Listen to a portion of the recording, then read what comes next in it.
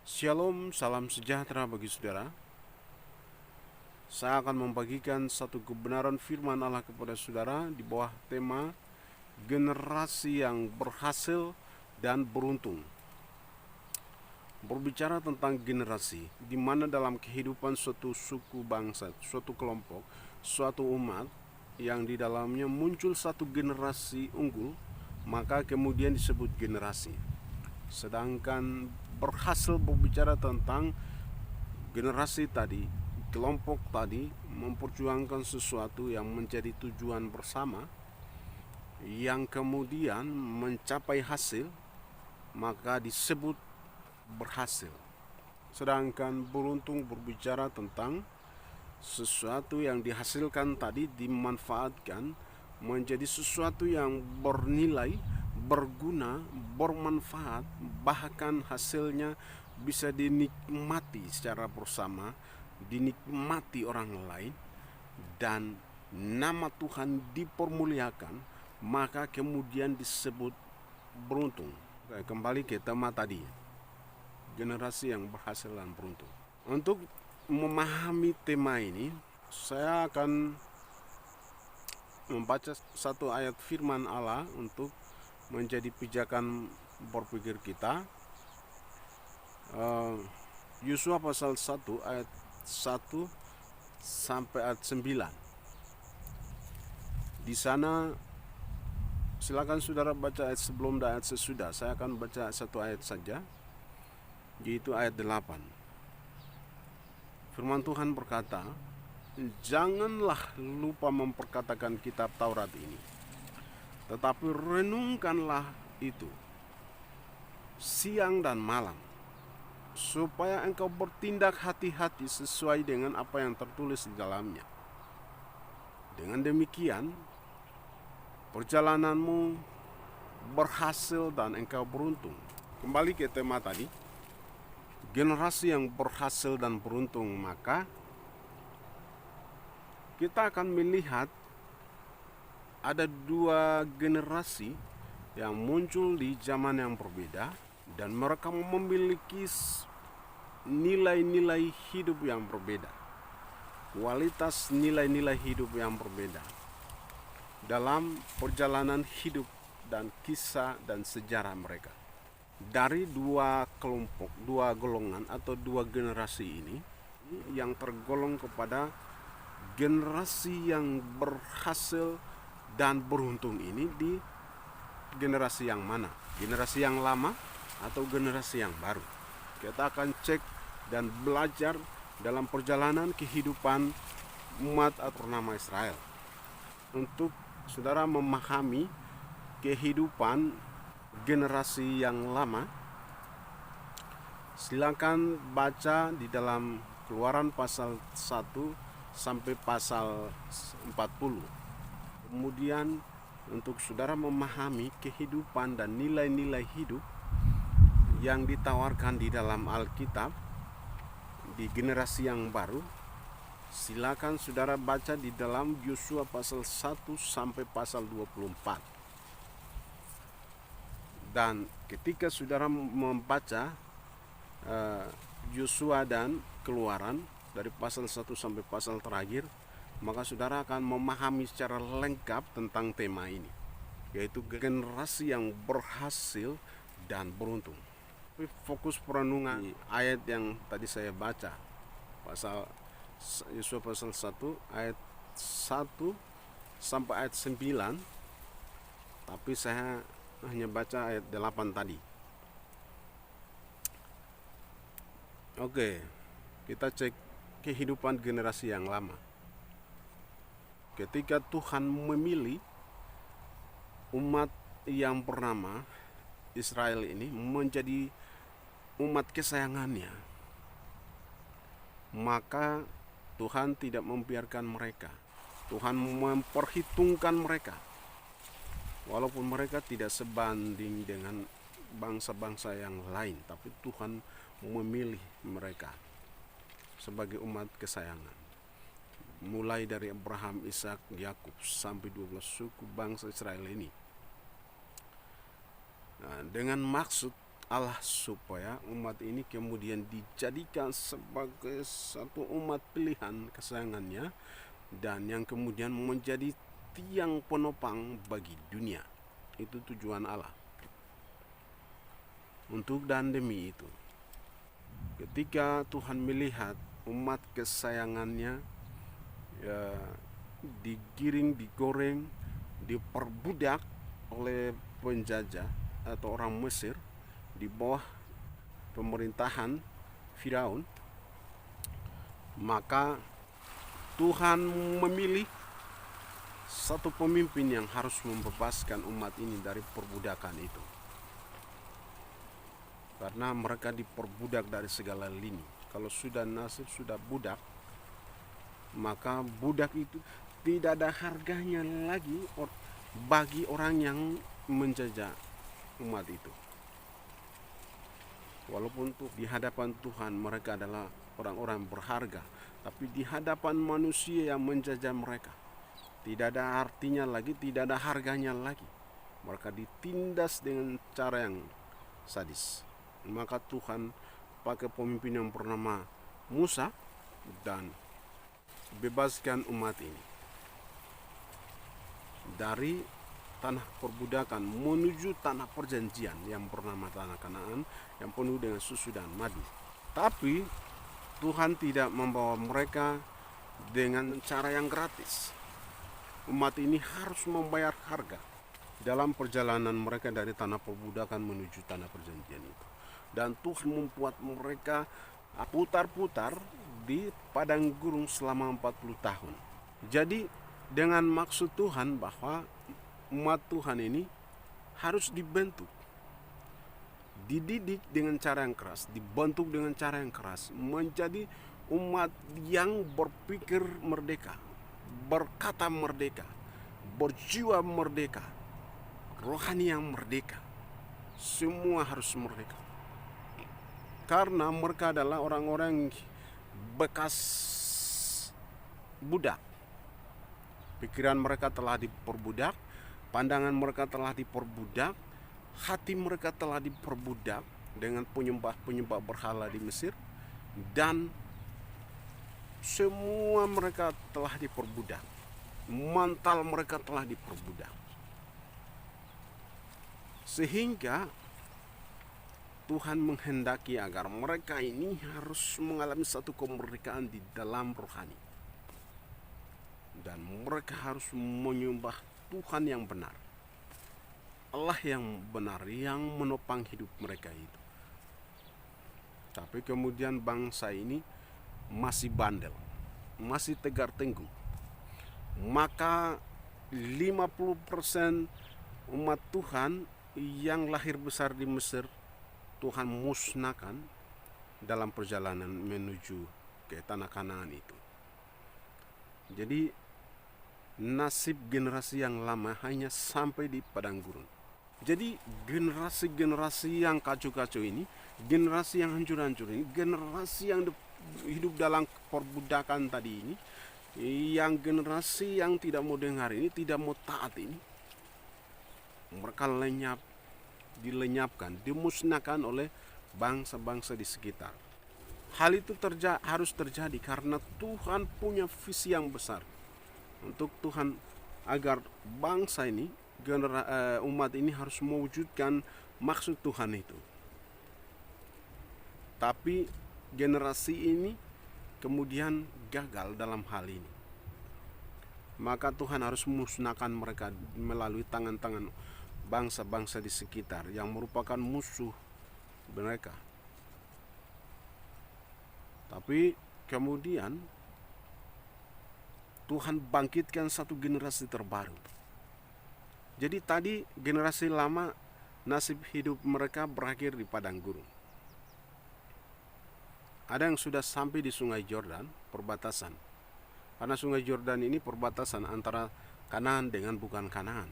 Antara wilayah Kanaan dengan bukan Kanaan.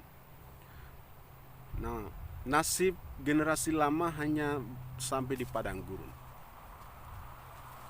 Dan Tuhan mempersiapkan satu generasi terbaru lagi yang olehnya generasi ini Tuhan menghendaki agar melalui hidup mereka kehendak Tuhan terwujud, maksud Tuhan terwujud. Dan generasi kemudian memperjuangkan nasib bangsa yang bernama Israel itu. Sehingga Tuhan siapkan generasi terbaik yang telah lahir besar di padang gurun ini. Dan bahkan generasi terbaru ini juga harus dipimpin oleh pemimpin terbaru pula. Dan pemimpin terbaru ini bukan sembarangan pemimpin. Bukan pemimpin yang serakah, bukan pemimpin yang haus kekuasaan, bukan pemimpin yang haus jabatan, dan pemimpin yang benar-benar mencintai dan mengasihi Tuhan dalam seumur hidupnya. Pemimpin yang benar-benar menjauhi kejahatan, pemimpin yang penuh roh, dan pemimpin yang mengabdikan diri kepada Sang Pencipta langit bumi itu, dan pemimpin yang mengabdikan diri kepada umat yang ia pimpin. Dia adalah Yosua. Hanya Yosua lah yang akan layak memimpin umat ini atau generasi terbaru tadi ini menuju ke tanah perjanjian itu. Karena tanah perjanjian ini hanya orang-orang yang Tuhan siapkan, orang-orang yang Tuhan kehendaki lah yang akan menikmati tanah perjanjian itu, bukan sembarangan orang. Dan generasi yang terbaru tadi adalah orang-orang yang benar-benar menyembah Tuhan di dalam roh dan kebenaran, orang-orang yang benar-benar hidup bagi Tuhan, taat kepada firman Allah dalam masa kepemimpinan Yosua. Kalau setelah Yosua meninggal pada usia 110 tahun dan selanjutnya nasib mereka saya tidak menyentuh. Saya hanya bahas sampai di masa kepemimpinan Musa dan Yosua. Musa tadi dengan generasi lama sudah oke, selesai di padang gurun. Sekarang Yosua merupakan muncul satu pemimpin dengan generasi terbaru tadi. Dan dia memiliki tanggung jawab yang besar. Oke. Jadi dalam hal ini ketika di zaman Yosua firman Allah datang waktu itu. Jadi di ayat tadi dalam konteks di generasi Yosua itu, ayat yang tadi saya baca merupakan ayat yang sesuai dengan konteks di mana Yosua sedang memikul tanggung jawab itu. Jadi firman Allah yang datang kepada Yosua dan umat Tuhan waktu itu bahwa janganlah lupa memperkatakan kitab Taurat ini, tetap renungkanlah itu siang dan malam, supaya engkau bertindak hati-hati sesuai dengan apa yang tertulis di dalamnya. Dengan demikian perjalananmu berhasil dan engkau akan beruntung. Jadi firman Tuhan ini membungkus masa depan umat ini. Mereka berhasil dan beruntung atau tidak tergantung kepada ketaatan mereka terhadap firman ini. Tanggung jawab mereka dalam memenuhi firman ini. Karena firman inilah yang menjamin masa depan mereka. Kalau mereka melanggar sama modelnya, sama dengan generasi yang lama, maka nasib mereka akan berbeda juga. Tapi ketika mereka taat kepada firman ini, renungkan firman itu siang dan malam, dan mereka lakukan firman itu sesuai dengan apa yang tertulis di dalamnya, maka firman itulah yang menjadi langkah mereka. Firman itulah yang menuntun hidup mereka berhasil sampai tiba di tanah yang dijanjikan oleh Sang Pencipta langit bumi. yaitu Allah Abraham, Allah Ishak, Allah Yakub, dan Allah Bapa 12 suku bangsa Israel itu. Dan kini firman itu digenapi oleh generasi ini, di bawah kepemimpinan Yosua.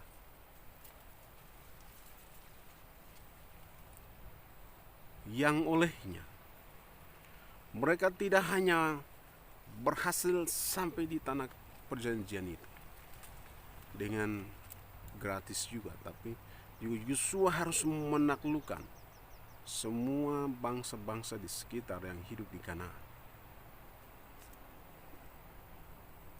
Dan kini umat Tuhan berhasil tiba di Kanaan, dan dari bagian ini mereka berhasil. Apakah mereka juga beruntung? Iya, mereka juga beruntung karena mereka menikmati hasil yang dicapai itu, yaitu menikmati kemerdekaan secara sosial, menikmati kemerdekaan secara ekonomi, menikmati karena si ekonomi kata sesuai dengan firman Allah, janji Allah bahwa di Kanaan itu penuh dengan susu dan madu. Artinya ini berbicara tentang kesejahteraan. Jadi secara ekonomi umat Tuhan mengalami kemerdekaan secara ekonomi, merdeka secara kultur, bahkan merdeka secara rohani. Jadi yang paling penting mereka mengalami satu kemerdekaan secara rohani, yang olehnya menjamin semua lini yang tadi. Merdeka yang secara politik, merdeka secara ekonomi, sosial, kultur, dan merdeka dari semua lini dijamin karena mereka telah merdeka secara rohani. Mereka tidak lagi hidup sebagai budak. Mereka tidak lagi diatur-atur oleh bangsa lain.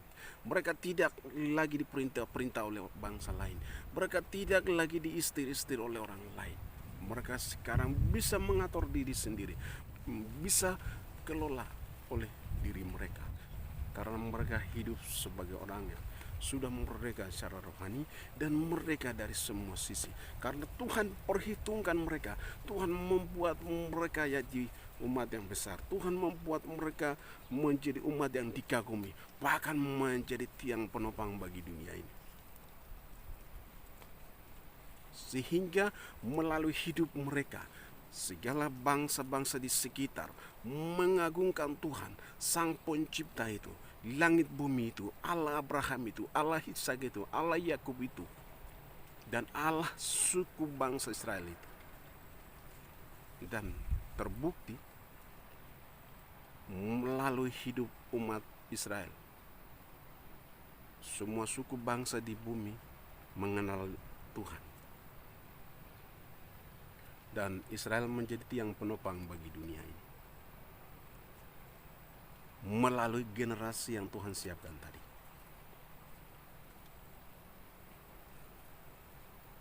Umat Tuhan yang terkasih,